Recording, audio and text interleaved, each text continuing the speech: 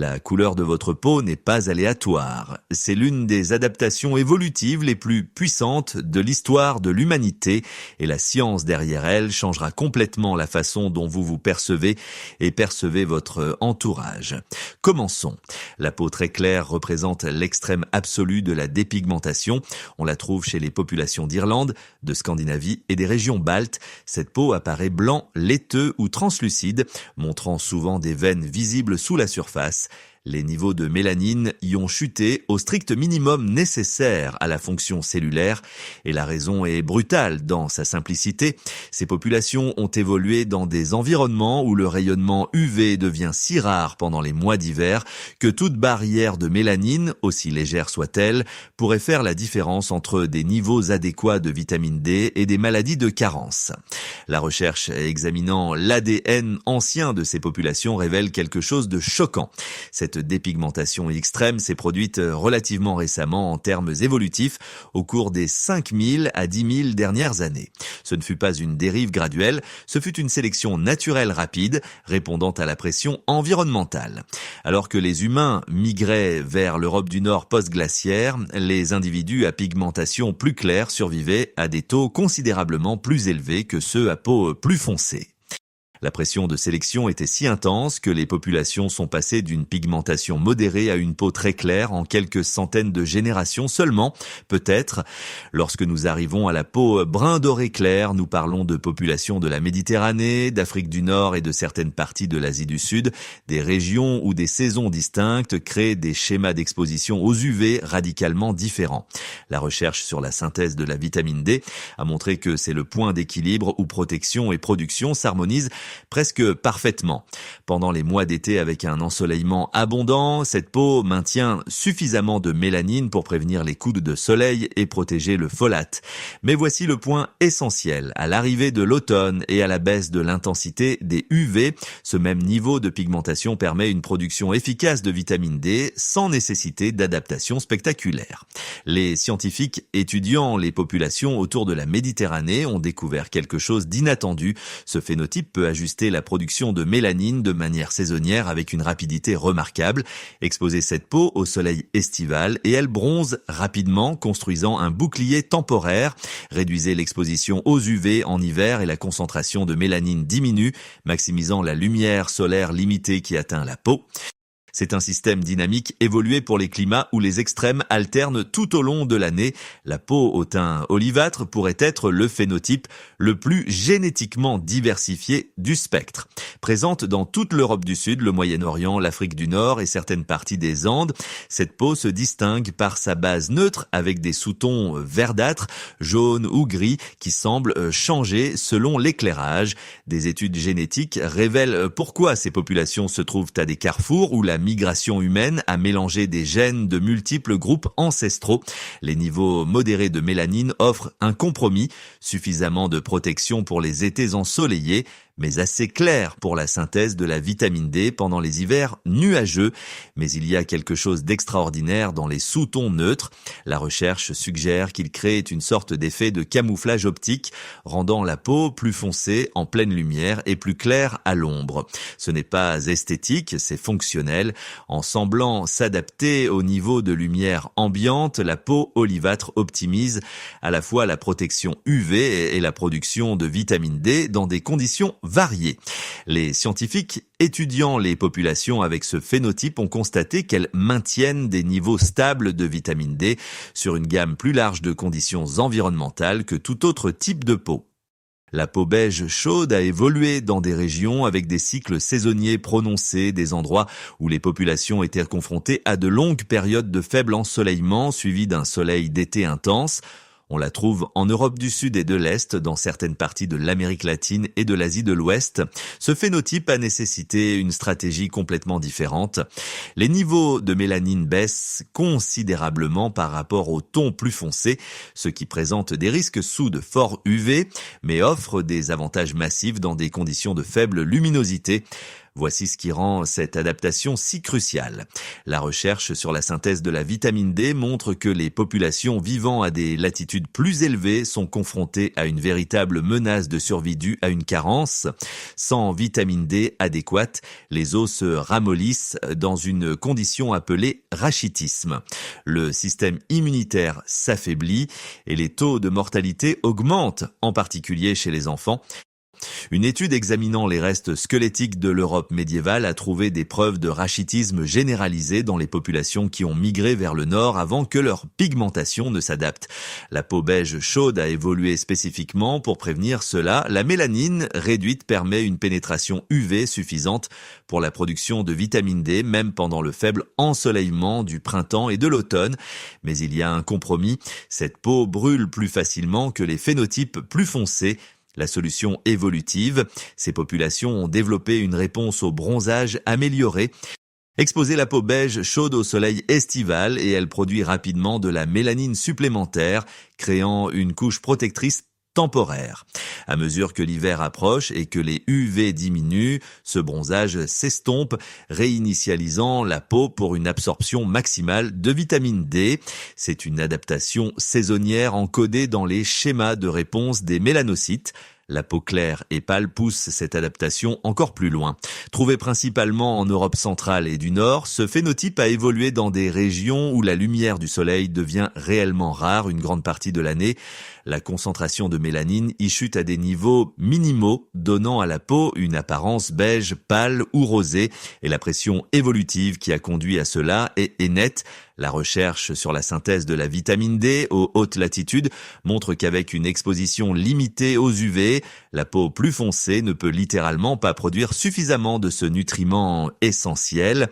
Les scientifiques étudiant les populations de ces régions ont découvert que la peau claire permet environ 5 fois plus de pénétration des UV que les types de peau les plus foncés. Dans des environnements où les journées d'hiver ne durent que quelques heures et où le soleil reste bas à l'horizon, ce n'est pas un avantage mineur, c'est la différence entre la survie et la mort. Les registres médiévaux documentent des maladies osseuses dévastatrices dans les populations qui ont migré vers les latitudes nordiques sans temps suffisant pour l'adaptation de la pigmentation. La peau claire et pâle maximise chaque photon de lumière UV disponible, le convertissant en vitamine D essentielle, même sous un ciel couvert. La vulnérabilité aux coups de soleil n'est pas un défaut de conception, c'est un risque acceptable. En Europe du Nord, les populations traditionnelles rencontraient rarement un rayonnement UV suffisamment intense pour provoquer des brûlures dangereuses. L'adaptation a été optimisée pour la rareté, pas l'abondance. La peau ébène foncée, ceci représente le summum absolu de la production de mélanine chez les humains. Nous parlons de teint de peau trouvé principalement chez les populations d'Afrique de l'Est, en particulier chez les groupes nilotiques vivant près de l'équateur. La recherche des National Institutes of Health montre que cette peau contient des concentrations si élevées de mélanine qu'elle bloque environ 95% des rayonnements ultraviolets nocifs d'atteindre les couches plus profondes de la peau. Pensez-y un instant, votre corps a créé un bouclier biologique si efficace qu'il rivalise avec la technologie moderne des écrans solaires. Mais c'est là que cela devient fascinant. Les scientifiques ont découvert que le véritable moteur évolutif n'était pas seulement la prévention des coups de soleil. Une étude révolutionnaire de 2000 a révélé que le rayonnement UV détruit le folate. Une vitamine B absolument essentielle à la synthèse de l'ADN et à la division cellulaire. La production de spermatozoïdes échoue chez les hommes et la fertilité chute. La pigmentation foncée a évolué principalement pour protéger ce nutriment vital dans les vaisseaux sanguins sous la peau. Dans les régions où le soleil brille toute l'année avec une intensité maximale, les populations sans cette adaptation ne pouvaient tout simplement pas maintenir leur succès reproducteur. La mélanine agit comme une barrière protectrice, garantissant que les niveaux de folate restent suffisamment élevés pour des grossesses saines et une descendance viable. Maintenant, observez ce qui se passe lorsque nous passons à la peau brun foncé riche. Ce phénotype est apparu en Afrique de l'Ouest et dans certaines parties de l'Asie du Sud, où l'exposition aux UV reste intense, mais devient légèrement plus variable avec les saisons et les conditions météorologiques. La concentration de mélanine y est légèrement inférieure au ton ébène profond, ce qui crée un avantage évolutif intéressant. Selon les recherches du programme des origines humaines du Smithsonian, cette légère réduction permet au corps de commencer à produire plus de vitamine D lorsque la lumière du soleil pénètre la peau. C'est un compromis biologique. Maintenant, une forte protection UV tout en donnant au corps la flexibilité de réagir aux changements environnementaux. Les scientifiques examinant les populations de ces régions ont trouvé quelque chose de remarquable. La peau maintient une densité de mélanine suffisante pour prévenir la dégradation du folate pendant l'exposition maximale au soleil. Mais les mélanocytes distribuent les mélanosomes légèrement différemment que chez les phénotypes les plus foncés. Des recherches publiées en 2022 montrent que ce schéma de distribution permet environ 20% de pénétration UV de plus que la peau ébène foncée. Juste assez pour démarrer la synthèse de vitamine D pendant les périodes de ciel couvert ou de variations saisonnières sans compromettre la protection lors d'une exposition intense. La peau brun acajou raconte une histoire encore plus complexe. Trouvée en Mélanésie, dans certaines parties de l'Asie du Sud et chez les populations façonnées par des siècles de migration, ce ton démontre l'ingénierie de précision de l'évolution. Des études analysant les niveaux de photoprotection montrent que cette pigmentation bloque environ 70 à 80% du rayonnement UV, une diminution significative par rapport au phénotype plus foncé, mais toujours beaucoup plus protectrice que la peau plus claire. Les sous-tons rougeâtres ou cuivrés que vous voyez ne sont pas seulement esthétiques, ils indiquent la présence de mélanine et de traces de phéomélanine travaillant ensemble. Voici ce que les chercheurs ont découvert. Ce type de peau a évolué dans les zones tropicales et subtropicales où les populations avaient besoin de protection contre un soleil toujours intense, mais nécessitaient également une production de vitamine D plus efficace car les niveaux d'UV n'étaient pas constants tout au long de l'année. L'ajustement est si précis que les individus à la peau brun acajou peuvent bronzer rapidement et uniformément. Une réponse déclenchée par l'ADN endommagé par les UV, envoyant des signaux aux mélanocytes pour produire plus de mélanine protectrice. C'est votre corps qui reconnaît une menace et s'adapte en temps réel. Mais voici ce qui lie tout cela. Les études génomiques modernes ont révélé que tous les humains, quelle que soit leur couleur de peau, partagent le même nombre de mélanocytes, les cellules qui produisent le pigment. Ce qui diffère n'est pas la quantité de cellules productrices de pigments, mais leur niveau d'activité et la manière dont elles emballent et distribuent la mélanine. Une étude publiée en 2023 a révélé que des variants génétiques spécifiques dans les gènes contrôlant la synthèse de la mélanine, le transfert des mélanosomes et l'activité de la tyrosinase expliquent tout le spectre des tons de peau humaine. Nous observons la même machinerie biologique de base, simplement calibrée différemment par des centaines de milliers d'années de sélection naturelle. La découverte la plus stupéfiante, la couleur de la peau est l'un des traits qui évoluent le plus rapidement dans le génome humain. Des recherches comparant les populations qui ont migré vers différentes latitudes montrent que la pigmentation peut changer de manière spectaculaire en aussi peu que 5000 à 10 000 ans. C'est une vitesse évolutive comparable à la résistance aux antibiotiques chez les bactéries.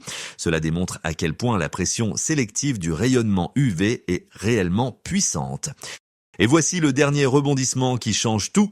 Des études récentes examinant les gènes du métabolisme de la vitamine D ont découvert que les populations ne s'étaient pas seulement adaptées par des changements de pigmentation.